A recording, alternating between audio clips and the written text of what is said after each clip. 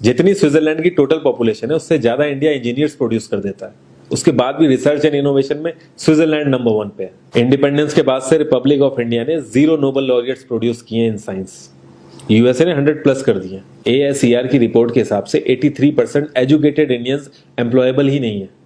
और ये जो सुंदर पिचाई, सत्या नदेला की हम बात करते हैं, इन्होंने भी आगे चल के अपनी एजुकेशन बाहर से ही करी है। और ये सारी चीजें जो मैं बोल रहा हूँ ना, इसका रूट कॉज फाइंड आउट करने के लिए हमें थोड़ा सा पीछे जाना पड़ेगा। जब ब्रिटिशर्स हम पे रूल कर रहे थे तो ईस्ट इंडिया कंपनी के सामने 2 मेजर चैलेंजेस थे। एक, कम्युनिकेशन विद इंडियन, दूसरा वर्कर्स और क्लर्क्स की बहुत जरूरत थी उन्हें।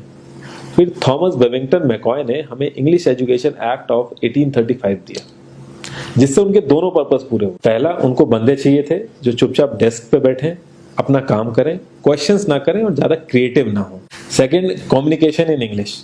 इंग्लिश सबसे ज्यादा बोले जाने वाली लैंग्वेज नहीं है, उसके बाद भी इंग्लिश एक लैंग्वेज की बजाय एक क्लास बन गया इंडिया में। रशिया, चाइना, फ्रांस, ये सब जगह इतना ऑब्सेशन नहीं है इंग्लिश को लेके जितना इंडिया में है। पुअर कम्युनिकेशन बोला जाता है अगर आपकी इंग्लिश अच्छी नहीं है, जबकि इंग्लिश ना आने का मतलब है कि आपको कोई और लैंग्वेज आती है। 5 साल पुराना iOS भी आज की डेट में आउटडेटेड माना जाता है।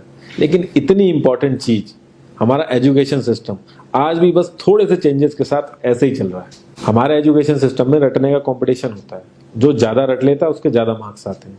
अब 95% जिसके संस्कृत में आए हैं वो भी संस्कृत नहीं बोल पा रहा है। और बेसिक हिस्ट्री होने की बजाय इतनी मोटी मोटी किताबें हैं हिस्ट्री की जिसका कोई मतलब नहीं है। अगर आज की डेट में आपको कुछ भी पता करना है, आप गूगल से पता कर लोगे। उसके लिए आपको याद करने की जरूरत नहीं है इतना कुछ। और ये गवर्नमेंट स्कूल में हर क्लास में इंग्लिश का सब्जेक्ट है। 12-12 साल लगाने के बाद भी लोग इंग्लिश नहीं बोल पा रहे हैं। और बिना किसी बुक को पढ़े 5 साल का बच्चा सीख लेता है, क्योंकि उसको वैसा एनवायरमेंट मिल जाता है। A+B का whole square is equal to A² + B² + 2AB। इसका रियल लाइफ में क्या यूज है किसी को नहीं पता, न प्रिंसिपल, न टीचर, न बच्चे, बस पढ़ाए चले जा रहे हैं। हो सकता है इसका कुछ मतलब हो, लेकिन आप ट्राई करके देख लेना, किसी को नहीं पता। हाँ, 2AB की जगह अगर आपने 3AB बोल दिया तो 4 लोग हंसने वाले मिल जाएंगे आपके ऊपर। किंडरगार्टन में जो बच्चों को सिखाने के लिए टेक्निक यूज होती है वो लाख गुना अच्छी है कॉलेज की वो रटने वाली टेक्निक से।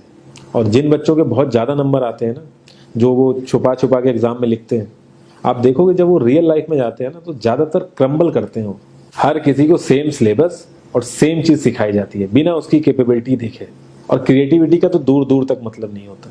अब एक लाइन से आप शेर, मछली, सांप, हाथी सबको लाइन से खड़ा कर दो और उनसे कहो पेड़ पे चढ़ो, उनको तो जिंदगी भर यही लगेगा ना कि वो तो किसी काबिल ही नहीं है।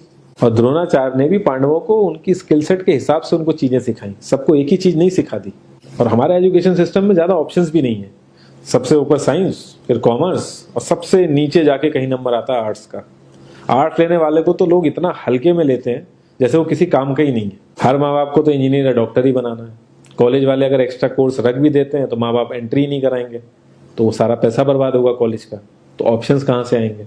और बचपन से ही आपकी ट्रेनिंग स्टार्ट हो जाती है। माँ बाप, भाई बहन, रिलेटिव सब यही समझाते हैं अगर आपके मार्क्स नहीं आए और जॉब नहीं लगी तो आपकी जिंदगी बेकार। और लाइफ की क्रिएटिविटी को आप रखते हो साइड में, और ये अच्छे मार्क्स और अच्छी जॉब पाना आपका सपना बन जाता है। अब ये सपना पूरा हो जाता है तो बहुत बढ़िया है, दूसरे को जेलस फील कराओगे, नीचा फील कराओगे। और इस छोटी सी उम्र में अगर सपना टूट जाता है तो सेल्फ डाउट में आ जाओगे। इतना बाहर वाले आपको नीचा नहीं समझेंगे जितना आप खुद की नजरों में गिर जाओगे। आप किसी भी 4-5 सक्सेसफुल आदमियों के बारे में सोच के देखिए जिन्हें आप बहुत सक्सेसफुल मानते हो या जिनकी तरह लाइफ आप जीना चाहते हो। मैं ये कह सकता हूं कि वो इस एजुकेशन सिस्टम की वजह से तो सक्सेसफुल नहीं होंगे, चाहे वो जो भी हो। धीरू भाई अंबानी, विराट कोहली, आमिर खान, नरेंद्र मोदी, ये सब हमारे इस करंट एजुकेशन सिस्टम के ट्रैप में नहीं फंसे।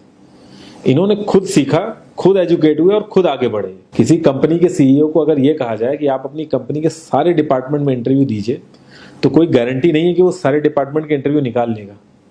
और ये भी हो सकता है कि वो आधे से ज्यादा डिपार्टमेंट के लिए क्वालिफाई ना करे एजुकेशन वाइज, लेकिन वो पूरी कंपनी चला सकता है। तो ये जो एक स्किल है, इसके बारे में बात क्यों नहीं होती? लोग अपनी 25% से ज्यादा जिंदगी इस करंट एजुकेशन सिस्टम में लगा देते हैं ताकि अपने से कम पढ़े लिखे आदमी की कंपनी में जाके उसके सपने पूरे कर सकें। इंडिया का जो करंट एजुकेशन सिस्टम है, अगर वो इतना ही अच्छा है तो जो भी सेलिब्रिटीज हैं, पॉलिटिशियंस हैं, वो अपने बच्चों को बाहर क्यों भेज रहे हैं पढ़ने के लिए? इनफैक्ट पॉलिटिशियंस के साथ तो ऐसा करना चाहिए, जिस एरिया से वो जीते हो उसी एरिया के गवर्नमेंट कॉलेज में उनके बच्चे को पढ़ना कंपलसरी हो जाए, तभी वहां के गवर्नमेंट कॉलेज सुधर सकते हैं। 368 प्यून की जॉब के लिए 1.5 लाख ग्रेजुएट और 24,968 पोस्ट ग्रेजुएट ने अप्लाई किया। मैं आईएएस पीसीएस की तो बात नहीं करता हूँ, वो तो एक पैशन की बात होती है, लेकिन कुछ लोग 5-5, 6-6 साल से तैयारी कर रहे हैं कि कोई भी गवर्नमेंट जॉब मिल जाए उन्हें। उनसे पूछोगे क्यों ऐसे इतने टाइम से लगे हुए हो, तो वो एक ही चीज बोलेंगे कि जॉब सिक्योर है। मतलब आप काम नहीं भी करोगे तो आपको निकाला नहीं जाएगा। ये सारी कामचोरी वाली बातें माइंड में इसीलिए आती हैं क्योंकि हमारा जो करंट एजुकेशन सिस्टम है वो इतना कॉन्फिडेंस ही नहीं देता है कि हम अपनी स्किल के दम पे कहीं जाके काम करें और हमें निकलने का डर ना हो। मैं आने वाले 10 साल की तो बात ही नहीं कर रहा हूँ, अगर मैं आने वाले 5 साल की भी बात करूँ तो टेक्नोलॉजीज में इतना ज़्यादा चेंजेस आ जाएगा कि जो आज हम पढ़ रहे हैं, जिस स्किल पे हम फोकस कर रहे हैं, पता नहीं वो रेलेवेंट भी होगी कि नहीं उस समय। Cloud computing, SEO, digital marketing, ये सब जॉब्स पहले एग्जिस्ट ही नहीं करती थी। हम लोगों को एजाइल होना पड़ेगा, नई नई चीज़ों को सीखने के लिए ओपन रहना पड़ेगा, क्रिएटिव माइंड लगाना पड़ेगा।